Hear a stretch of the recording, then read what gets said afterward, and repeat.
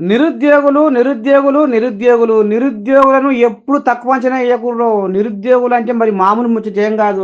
పెద్ద మనిషి కేసీరావయ్యనే కిందనే జేసిర్రు. అంటే కుర్చీని మొత్తం ఉల్టాపల్టా జేసిర్రంటే నిరుద్యోగుల పాత్ర చాలా ఉందని చెప్పుకోవాలి. మరి గసొంటి నిరుద్యోగులతోటి మళ్ళా ఇప్పుడు రేవంతమయ్య ఎందుకు పెట్టుకుంటుండు?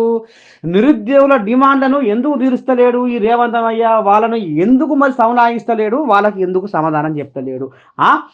గ్రూప్ 2లో 2000, గ్రూప్ 3లో 3000 ఉద్యోగాలు కలపాలని వాళ్ళు డిమాండ్ చేస్తుర్రు. జాబ్ క్యాలెండర్‌ను విడుదల చేయాలంటుర్రు. గ్రూప్ 1 మెయిన్స్ ఎలిజిబిలిటీ 100కు పెంచాలంటుర్రు. 25,000 పోస్టులతో మెగా డీఎస్సీ ప్రకటించాలంటుర్రు. గురుకుల టీచర్ పోస్టులు బ్యాక్‌లాగ్‌లో పెట్టొద్దంటుర్రు. నిరుద్యోగులకు 4,000 భృతి, 7 నెలల బకాయిలు చెల్లించాలంటుర్రు. ఇక మరి ఈ రకంగా నిరుద్యోగులు మరి కోరుకుంటుర్రు. ఇక మరి ఏం చేస్తున్నట్టు, ఎట్ట చేస్తున్నట్టు ఈ రేవంతమయ్య గద్దెనెక్కినాక ఏం ఉద్దారకం లేదు. మళ్ళా కేసీరావయ్య అడుగుజాడల్లో నడుస్తుండు. ఆయన తోవలనే పోతుండు. ఇక రాబోయే రోజుల్లో ఈ రకంగా చేస్తే మా తడాక ఏందో చూపిస్తామని ఓ నీ దండం పెట్టి ఇవాళ పట్నం హైదరాబాద్ను మొత్తం గలాయించిరులా నిరుద్యోగం. ఆయన పెద్ద మనిషి ఉండేగా మోతీలాలు. ఇక మోతీలాల్ అయితే నీ దండం పెట్టి ఏకంగా ధర్నా దీక్ష రాస్తారోకో చేసుకుంటా మొత్తం అల్లా కల్లోలం చేసిండు పట్నం హైదరాబాద్ను.